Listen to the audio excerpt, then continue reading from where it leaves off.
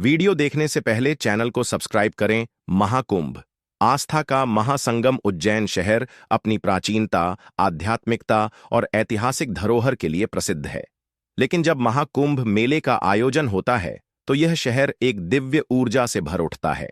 लाखों श्रद्धालु, संत महात्मा, नागा साधु, तीर्थयात्री और पर्यटक इस पुण्य अवसर का हिस्सा बनने के लिए उमड़ पड़ते हैं।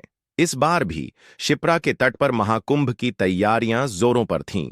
पूरे शहर को रंगीन रोशनी और भव्य झंडों से सजाया गया था।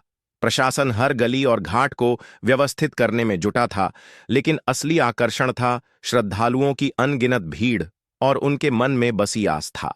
कहानी, एक वचन, एक आस्था। बाबा आनंद गिरी पिछले 40 वर्षों से हिमालय की गुफाओं में तपस्या कर रहे थे।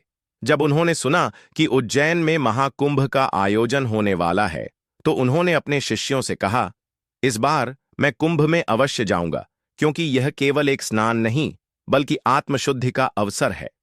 उनका प्रिय शिष्य माधव इस यात्रा से बहुत उत्साहित था। उसने बचपन से ही महाकुंभ के किस्से सुने थे, कैसे पवित्र स्नान से सारे पाप धुल जाते हैं और कैसे यह मेला चारों दिशाओं से लोगों को जोड़ता है। जब वे उज्जैन पहुंचे तो वहां का नजारा दिव्य था। नागा साधुओं की टोलियां अपने दशनाम परंपरा का परिचय दे रही थीं।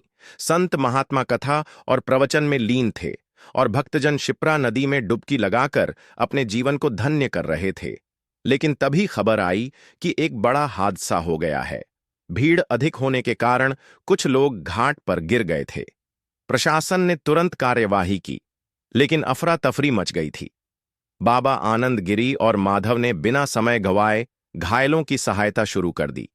उन्होंने अपने साथ लाए औषधियों से लोगों की मरहम पट्टी की, कई श्रद्धालुओं को सुरक्षित स्थानों तक पहुंचाया।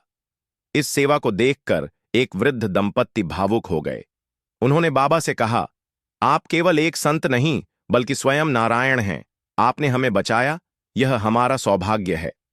स्नान का शुभ क्षण हादसे के बाद भी श्रद्धालुओं की आस्था कम नहीं हुई। आखिरकार अमृत योग का शुभ समय आया, जब पवित्र स्नान किया जाना था।